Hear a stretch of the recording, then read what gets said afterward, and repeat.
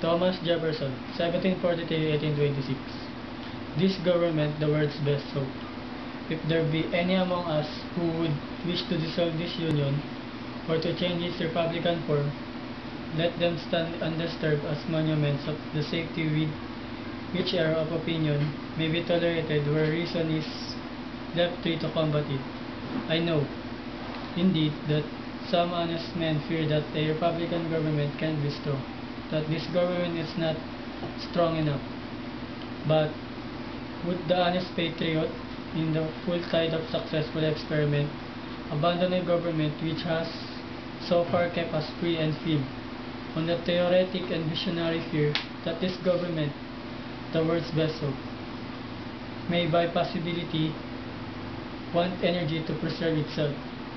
I trust not. I believe this, on the contrary, the strongest government on earth.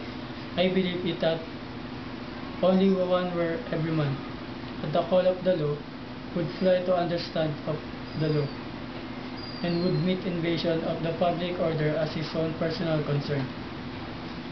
Sometimes it is said that man cannot be trusted with the government of himself.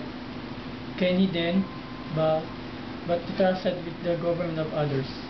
Or have we found angels in the form of kings to govern him? Let us then, with courage and confidence, pursue our own federal and republican principles.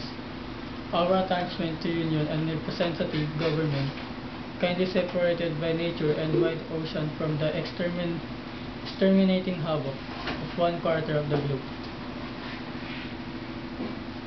Too high-minded to endure the degradation of the others, possessing a chosen country with room enough for our descendants to the thousand and thousands generation, entertaining a due sense of our equal right to the use of our faculties, to the acquisitions of our own industry, to honor and confidence from our fellow citizens, resulting not from birth, but from our actions and their sense of them, united by a benign religion, professed indeed and practiced in various forms, yet all of them inculcating honesty, truth, temperance, gratitude, and a love of man, acknowledging and adorning overruling providence, which by all these dispensations proves that it delights in the happiness of man, here and his greater happiness hereafter.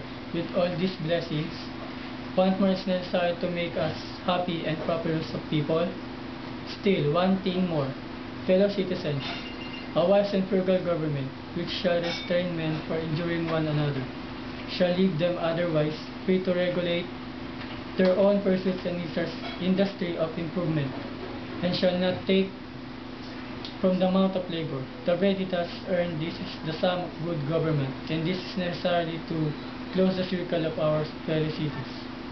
About to enter, fellow citizens, on the exercise duties which comprehend everything dear and valuable to you.